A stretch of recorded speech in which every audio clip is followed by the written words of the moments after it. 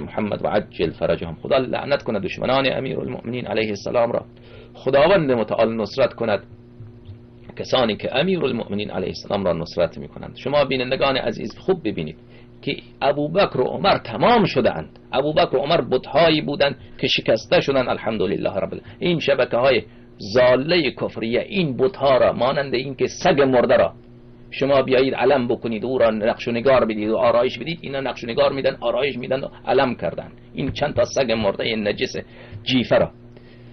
در مقابل این علمای شیعه چه مسئولیت دارن؟ علمای شیعه مسئولیتشان همینه که از ولایت فقیه تعریف بکنن، از برادری و اخوت و این انفسنا و این پدر سوختگی ها تعریف بکنن، و در جایی که یک مظلوم فقیر پیدا شد از اهل بیت علیهم السلام دفاع کرد، بیان او را خنجر بزنن، او را طعن بزنن، بر علیه او صحبت بکنن. او آن فقیه از نه تنها طلبای کوچک از اونها حرفی نیست، اون مراجعی که خودشان